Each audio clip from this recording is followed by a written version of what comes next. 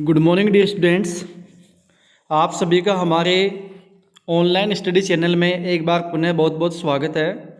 Dear students, हमारे last video में हम लोगों ने इंग्लिश की टेक्स्ट बुक हनीड्यू का चैप्टर नंबर फर्स्ट पढ़ा। इसका हमने फर्स्ट और सेकंड पार्ट पढ़ लिया है। आज हम इसका थर्ड पार्ट पढ़ने जा रहे हैं। First part and second part में हम लोगों ने ये जानकारी प्राप्त की कि एक व्यक्ति है जिसका नाम जिम मैकफर्सन है और वो एक सिपाही है। उसको एक पुरानी डेस्क में एक लेटर मिला है, एक एनवलप मिला है, उसमें एक लेटर है। तो उस लेटर के बारे में पूरी जानकारी थी। तो आगे हम उसको कंटिन्यू करते हैं। आइए, कंटिन्यू करने से पहले मैं आप लोगों को पुनः अवगत कराना चाहूँगा कि आप अपने साथ अपनी नोटबुक और पेंसिल या पेन साथ में रखिए ताकि डिफ़िकल्ट वर्ड्स को आप लोग साथ के साथ ही नोट करते जाएं। ठीक है, आइए स्टार्ट करते हैं। I folded the letter again and slipped it carefully back into its envelope. I folded the letter. मैंने लेटर को वापस फोल्ड किया, अगेन यानी पुनः दोबारा, एंड स्लिप्ड इट और उसको रख दिया केयरफुली, सावधानी पूर्वक। केयरफुली का मतलब क्या होता है? सावधानी पूर्वक। बैक इनटू इट्स एनवलप, वापस इसके एनवलप में यानी लिफाफे में मैंने इसको रख दिया। I kept awake all night, सारी रात में जागता रहा, अर्थात मुझे नींद नहीं आई, मुझे दूसरे दिन की सुबह की उत्सुकता थी। By morning I knew what I had to do, सुबह के वक्त मैं जानता था कि मुझे क्या करना है। आई ड्रोव इनटू ब्रिडपोर्ट, मैंने अपनी गाड़ी उठाई और ब्रिडपोर्ट की तरफ ड्रोव यानी कि गाड़ी ड्राइव की मैंने। Just a few miles away, जो कि कुछ ही मील दूरी पर था। I asked a boy walking his dog where Copper Beeches was, मैंने एक बच्चे से पूछा जो कि अपने कुत्ते को घुमा रहा था। मैंने उससे पूछा वेयर कॉपर बीचेज वॉज, कि कॉपर बीचेज कहाँ पर था। House number 12 turned out to be nothing, अब जो हाउस नंबर 2 था वो मेरे लिए कुछ ज़्यादा बड़ी बात नहीं थी, केवल क्या था, बट ए बर्न्ड यानी जला हुआ, आउट सेल, बर्न आउट यानी कि डिस्ट्रॉयड बाय फायर यानी कि अग्नि के द्वारा जला हुआ। शेल, शेल का मतलब होता है एक ढांचा, अग्नि आग से जला हुआ एक ढांचा सा था वो मकान।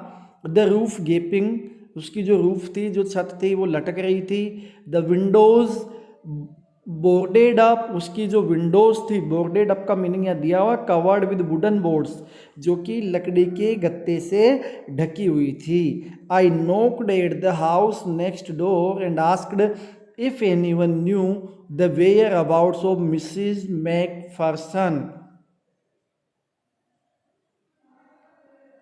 आई नोक्ड एट द हाउस, मैंने दरवाजे पे नोक किया यानी कि दरवाज़ा खटखटाया। नेक्स्ट डोर, अगले दरवाजे, अगले गेट पर, यानी कि हाउस नेक्स्ट डोर। इसको देखो, वापस देखते हैं। I knocked at the house next door, अगले मकान का मैंने दरवाज़ा खटखटाया। एंड आस्क्ड, और मैंने पूछा, इफ़ एनीवन न्यू, क्या कोई जानता था, the whereabouts of Mrs McPherson, McPherson कहाँ रहती उसके बारे में कोई जानता था क्या, मैंने अगले गेट पर ये बात पूछी। Oh yes said the old man in slippers, एक ओल्ड मैन है जिसने स्लीपर्स अर्थात चप्पलें पहनी हुई थी। उसने कहा कि अरे हाँ, ही न्यू हर वेल, वह उसको अच्छी तरीके से जानता था। ए lovely old lady he told me, उसने मुझे बताया कि वो तो एक बहुत प्यारी बूढ़ी महिला है। A bit muddle headed, bit muddle headed का मतलब होता है कंफ्यूज्ड, यहाँ दिया हुआ है मडल हेडेड का मतलब कंफ्यूज्ड, और वो थोड़ी सी कंफ्यूज रहती है, भ्रमित रहती है।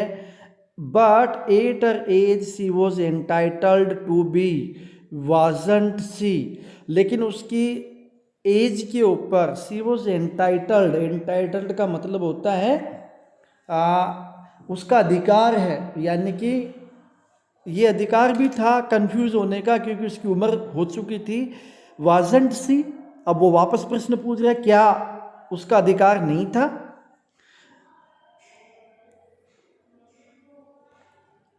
ए 101 ईयर्स ओल्ड, अब उसकी उम्र बता रहा है कि उसकी उम्र कितनी हो चुकी है, 101 ईयर, यानी कि 101 वर्ष की उसकी उम्र हो चुकी है। She had been in the house when it caught fire, जब इस मकान में आग लगी तो वो मकान के अंदर ही थी। No one really knew how the fire had started, कोई भी वास्तव में नहीं जानता कि यह आग कैसे लगी। But it could well have been candles, लेकिन ये शायद कैंडल्स यानी कि मोमबत्तियों से लगी होगी। She used candles rather than electricity, वह बिजली की अपेक्षा कैंडल्स यूज करती, बिजली की तुलना या बिजली की बजाय कैंडल्स यूज में लेती। कैंडल्स का मतलब क्या होता है, मोमबत्तियाँ। Because she always thought electricity was too expensive, क्योंकि वह हमेशा ये सोचा करती थी कि जो बिजली है वो बहुत ही ज़्यादा एक्सपेंसिव होती थी या महंगी थी। The fireman had got her out just in time, लेकिन जो फायरमैन था यानी कि जो आग बुझाने वाला था उसने सही समय पर उसको बाहर निकाल दिया। She was in nursing home now, अब वो एक नर्सिंग होम में रह रही है। नर्सिंग होम क्या होता है, जहाँ पे बीमारों की या बूढ़े लोगों की देखभाल की जाती है। ही टोल्ड मी, उसने मुझे बताया। Burlington house on the Dorchester road on the other side of town, इस टाउन की दूसरी साइड में बर्लिंगटन हाउस है और डोरचेस्टर रोड पे है, वहाँ वो अभी वर्तमान में रहती है। आइए आगे देखते हैं, इसमें क्वेश्चन आंसर्स आ गए, इनको आप लोगों को देखना है और अपनी नोटबुक में हल करना है। ठीक है, देखिए। I found Burlington house nursing home easily enough, और मैंने बर्लिंगटन हाउस नर्सिंग होम को आसानी से ढूंढ लिया। There were papers chains up in the hallway and lighted Christmas tree stood in the corner with a lopsided angel on top. There were papers chains up in the hallway. hallway में जो papers थे वो chains up यानी उनकी श्रृंखला बनी हुई थी, पेपर सजे हुए थे। And a lighted Christmas tree stood in the corner, और एक कॉर्नर में अर्थात कोने में लाइटेड यानी प्रकाशित किया हुआ जगमग करता हुआ क्रिसमस का पेड़ खड़ा था। ए लोप साइडेड एंजल ऑन टॉप, और उसकी जो टॉप थी यानी कि जो सबसे ऊपर का हिस्सा था वहाँ पर लोप साइडेड का मतलब होता है टेढ़ा, एक एंजल बना हुआ था। एंजल का मतलब होता है देवदूत, एक देवदूत लटक रहा था, बना हुआ था। I said I was a friend come to visit Mrs. McPherson to bring her a Christmas present. I said, मैंने कहा, I was a friend, मैं उनका एक मित्र था। To visit, मैं मिलने आया था। Mrs. McPherson, to bring her a Christmas present, Mrs. McPherson के लिए मैं एक क्रिसमस का तोहफा लेके आया था, उपहार लेके आया था। I could see through into the dining room where everyone was wearing a paper hat and singing. मैं डाइनिंग रूम के अंदर से देख सकता था कि जहाँ पर सब लोगों ने एक पेपर हैट पहनी हुई थी यानी कागज़ की टोपी पहनी हुई थी और गीत गा रहे थे। जैसा कि आप सबको पता है क्रिसमस का दिन था तो सब लोग वहाँ पे क्रिसमस मना रहे थे। The matron had a hat on too and seemed happy enough to see me, और जो मैट्रन थी, मैट्रन का मतलब क्या है, जो परिचारिका थी यानी जो नर्स थी, हेड नर्स जिसको बोलते हैं ना, हेड नर्स, जो हेड नर्स थी उसने भी एक हैट यानी टोपी उसकी सिर पे पहनी हुई थी। And seemed happy enough to see me, और मुझे देखकर बड़ी प्रसन्न प्रतीत हो रही थी। She even offered me a mince pie. Mince pie क्या होता है, मिन्स पाई होती है एक मिठाई जो कि क्रिसमस के अवसर पर बनाई जाती है, जो कि मेवे आदि से बनाई जाती है। तो क्रिसमस पर बनाई जाने वाली मिठाई है जिसको बोलते हैं मिन्स पाई। तो उसने मुझे मिन्स पाई ऑफर की, यानी कि मेरे को कहा कि तुम भी ये मिठाई खाओ। She walked me along the corridor, वह मेरे साथ साथ कॉरिडोर में घूमने लगी। Mrs McPherson is not in with the others, Mrs McPherson जो है वह दूसरे लोगों से नहीं मिल पाती या नहीं पहचान पाती। सी टोल्ड मी, उसने मुझे बताया। She is rather confuse today so we thought it best if she had a good rest. आज वो और भी ज़्यादा कन्फ्यूज मुझे नज़र आ रही थी, इसलिए हमने सोचा कि उसके लिए अच्छा यही रहेगा कि वो आराम करे, रेस्ट करे। She has no family you know, तुम्हें तो पता है उनका कोई परिवार नहीं है। नो वन विजिट्स, न कोई उनसे मिलने के लिए आता है। So I am sure she will be only too pleased to see you, इसलिए मुझे बड़ी मैं निश्चितता के साथ ये कह सकती हूँ कि she will be only too pleased, शायद ही वो प्रसन्न हो, टू सी यू, तुम्हें देखकर। यानी मुझे नहीं लगता कि तुम्हें देखकर क्या होगी, प्रसन्न होगी, खुश होगी। She took me into a conservatory with wicker chairs and spotted plants all around and left me. She took me, वह मुझे ले गई into conservatory with wicker chair. Conservatory का मतलब होता है शीशे से बना हुआ छोटा सा एक आराम घर, ठीक है, विद विकर चेयर, जिसमें विकर चेयर का मतलब होता है बेत की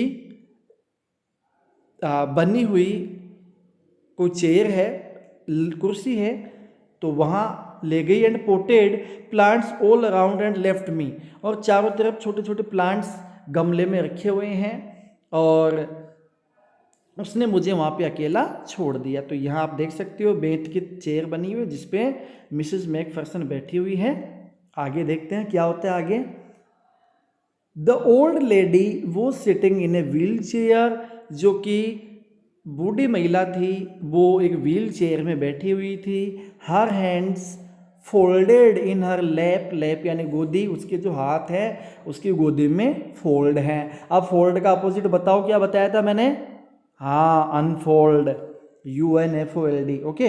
सी had silver white hair pinned into a wispy bun, उसके जो बाल थे वो कैसे थे? सिल्वर वाइट, यानी कि चांदी के जैसे सफ़ेद उसके बाल थे, जो कि पिंड थे यानी कि गूथे हुए थे इनटू विस्पी बन। विस्पी का मतलब होता है हल्का जो छोटा गुच्छा होता है उसको विस्पी बोलते हैं। बन का मतलब था जूड़ा, यानी उसने सफ़ेद बाल जो उसके थे उनका जूड़ा बनाया हुआ था। She was gazing out at the garden, और वो बाहर बगीचे की तरफ देख रही थी, घूर रही थी। हेलो आई सेड, मैंने कहा hello. She turned and looked up at me vacantly, उसने मेरी तरफ मुड़ी और मेरी तरफ उसने वैकेंटली का मतलब होता है भाव शून्यता के साथ देखा, खाली नज़रों से देखा, सूनी आंखों से देखा, यानी कि जैसे कि वो उसके चेहरे पे कोई भाव ही नहीं था। हैप्पी क्रिसमस कोनी, मैंने उसको क्या कहा? हैप्पी क्रिसमस कोनी, happy Christmas. I went on, मैंने कहना जारी रखा। आई फाउंड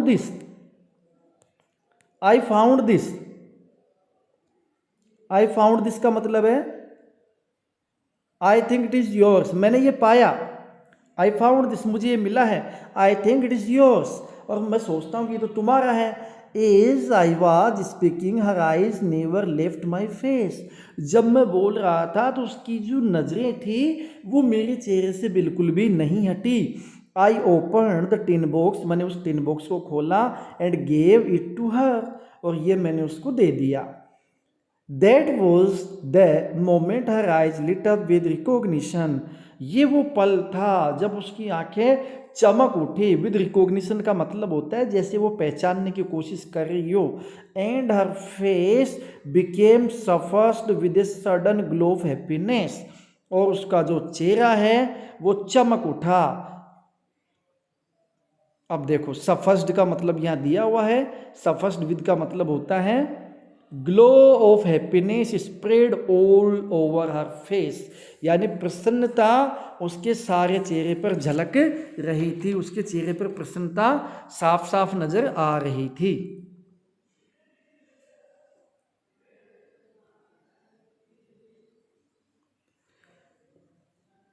ठीक है, तो her face became suffused with a sudden glow of happiness, प्रसन्नता की चमक उसके चेहरे पर नजर आ रही थी। आई एक्सप्लेन्ड अबाउट द डेस्क, मैंने उस डेस्क के बारे में उसको एक्सप्लेन करके बताया। About how I had found it, मैंने ये भी बताया कि मैंने इसको किस प्रकार से पाया था या मुझे ये कैसे मिली थी। बट आई डोंट थिंक, लेकिन मैं नहीं सोचता, सी वॉज लिसनिंग, कि वो मुझे सुन रही होगी। फॉर ए वाहिल, कुछ समय के लिए।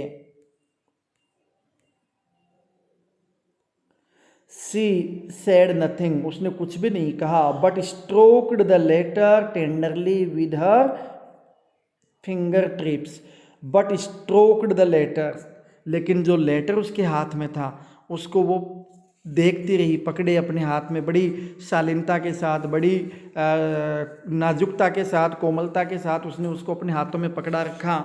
सडनली, अचानक, she reached out and took my hand, वे आगे बढ़ी और उसने अपना हाथ, सी रीच्ड आउट का मतलब होता है आगे बढ़ाया, एंड टुक माई हैंड, और अपना हाथ मेरे हाथ में ले लिया। नहीं, इसको वापस देखिए। सडनली सी रीच्ड आउट, अचानक वो आगे बढ़ी, एंड टुक माई हैंड, और मेरा हाथ उसके हाथ में ले लिया। Her eyes were filled with tears, उसकी आंखों में आंसू भरे हुए थे। You told me you had come, sorry, you told me you would come home by Christmas dearest, तुमने मुझे बताया था कि यू वुड कम, कि तुम आओगे, होम, घर, बाय क्रिसमस, क्रिसमस तक आ जाओगे, अरे प्रिय। सी सेड, वो बोली, एंड हियर यू आर, और अब तुम आ गए हो, the best Christmas present in the world, और तुम मेरे लिए संसार का सबसे अच्छा क्रिसमस का तोहफा हो। कम क्लोजर, मेरे नज़दीक आ जाओ, मेरे निकट आ जाओ। जिम डियर सिट डाउन, मेरे प्रिय जिम आओ बैठ जाओ, यानी वो महिला उसको अपना जिम समझ लेती है। I sat down beside her, beside का मतलब होता है बगल में, सेट डाउन यानी बैठ गया। अब डाउन का अपोजिट आप लोगों को पता होगा, डाउन का अपोजिट होता है यूपी अप। आई सेट डाउन बिसाइड हर, मैं उसके समीप बैठ गया। एंड सी किस्ड माई चीक, उसने मेरे गालों पर किस किया। I read your letter so often Jim every day, अरे जिम, मैं प्राय लगभग रोजाना तुम्हारे लेटर को पढ़ती हूँ। I wanted to hear your voice in my head, मैं तुम्हारी आवाज़ को मेरे दिमाग में, मेरे मस्तिष्क में सुनना चाहती हूँ। It always made me feel you were with me, मुझे, इट ऑलवेज मेड मी, ये मुझे हमेशा ऐसा एहसास कराती है कि जैसे तुम हमेशा मेरे साथ हो। एंड नाउ यू आर, और अब तुम मेरे सामने आ गए हो। Now you are back, you can read it to me yourself, अब तुम क्योंकि आ गए हो तो तुम इसको स्वयं मेरे लिए पढ़ सकते हो, स्वयं इसको मेरे लिए पढ़ सकते हो। Would you do that for me, क्या तुम ये मेरे लिए करोगे। जिम डियर, मेरे प्यारे Jim. I just want to hear your voice again, मैं केवल तुम्हारी वॉइस एक बार पुनः सुनना चाहती हूँ। आई वुड लव, मुझे बड़ा अच्छा लगेगा। दैट सो मच, मुझे ये बहुत ही अच्छा लगेगा। And then perhaps we will have some tea, और उसके बाद शायद हम कुछ चाय पियेंगे, चाय लेंगे। I have made U a nice Christmas cake, मैंने तुम्हारे लिए एक बहुत ही अच्छा क्रिसमस का केक बनाया है। मार्जिपन ऑल अराउंड, और जैसा कि हमने पिछले पार्ट में पढ़ा था कि जो मार्जिपन क्रिसमस, सॉरी, जो केक होता है उसके ऊपर की जो परत होती है मीठी, उसको मार्जिपन बोलते हैं। तो ये कह रही है मार्जिपन ऑल अराउंड, चारों ओर मैंने मार्जिपन बनाया है। I know how much you love marzipan, मुझे पता है तुम्हें मार्जिपन कितना पसंद है, कितना अच्छा लगता है। तो डियर स्टूडेंट्स, बड़ी ही एक मार्मिक स्टोरी है ये। महिला बेचारी अपने पति का इंतज़ार करती रहती है, पति उसका शायद जंग में शहीद हो जाता है, वापस घर लौट के नहीं आ पाता, उसका लेटर वो हाथ में लिए उसका इंतज़ार करती रहती है और इसी आदमी को वो अपना जिम समझ लेती है। तो बड़ी मार्मिक इसमें कहानी है। इस प्रकार आपका ये जो चैप्टर है ये फिनिश हुआ। आपको इसका होमवर्क अपनी नोटबुक में कर लेना है और उसको अपने व्हाट्सएप ग्रुप जो हमने बनाया हुआ है पूरी क्लास का, उसमें सेंड करना है। This is all for today. See you soon in our next video, next chapter. Till then, take care. Bye bye.